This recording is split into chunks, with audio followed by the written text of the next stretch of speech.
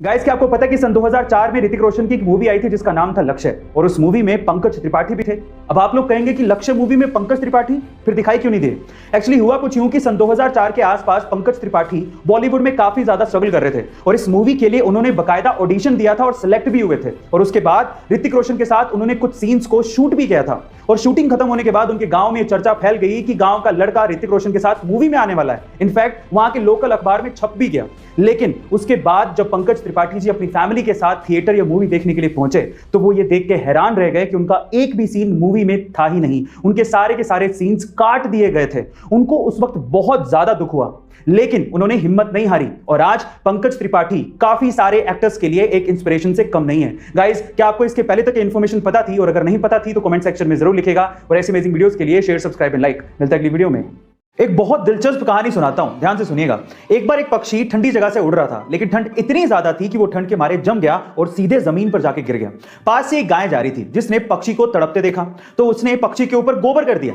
गोबर की गर्मी की वजह से वो पक्षी धीरे धीरे रिकवर करने लगा, उसकी ठंड कम होने लगी और उसे एहसास होने लगा कि वो शायद बच जाएगा, जिसकी वजह से वो खुशी के मारे गाना गाने लगा। पर उसके गाने को गलती से किसी बिल्ली ने सुन लिया। बिल्ली ने देखा कि आवाज कहां से आ रही है, तब उसे समझ में आया कि गोबर में एक पक्षी है जो गा रहा है, तो उसने गोबर से पक्षी को बाहर निकाला और खा गया। अब इस स्टोरी का मोरल क्या है, ध्यान से सुनिएगा। पहला, जरूरी नहीं है कि जो आप पे गोबर करे या आपको कष्ट दे वो आपका दुश्मन है। दूसरा, जरूरी नहीं है कि जो आपको गोबर से बाहर निकाले या कष्ट से बाहर निकाले वो आपका दोस्त ही है। और तीसरा, जब भी आप गोबर के अंदर हो यानी कि कष्ट में हो तो अपने मुंह को बंद रखना चाहिए। गाइस, आपको ये स्टोरी कैसे लगी कमेंट सेक्शन में जरूर लिखेगा और ऐसे अमेजिंग वीडियोस के लिए शेयर, सब्सक्राइब एंड लाइक। मिलते हैं अगली वीडियो में। उसका सपना था कि हर एक आम इंसान भी स्पेस की सैर कर सके। वो सस्ते कमर्शियल स्पेस व्हीकल बनाना चाहता था।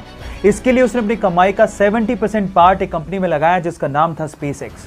लेकिन शुरू के 3 रॉकेट लॉन्च अर्थ के एटमॉस्फेयर में ही तबाह हो गए।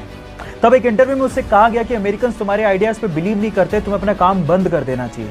उस वक्त उसकी आंखों में आंसू थे, लेकिन उसने कहा I will never give up. तब उसके पास सिर्फ इतना पैसा बचा था जिससे वो 4th रॉकेट लॉन्च कर सकता था, और अगर वो भी बर्बाद हो जाता तो वो और उसकी कंपनी पूरी तरह से बर्बाद हो जाती। लेकिन उसे अपने आइडिया पे बिलीव था।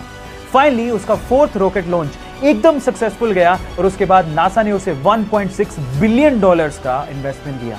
जी हाँ, उसका नाम है एलॉन मस्क। इसलिए कहते हैं ना guys, if you have a believe in your ideas, never give up. One day you will be successful.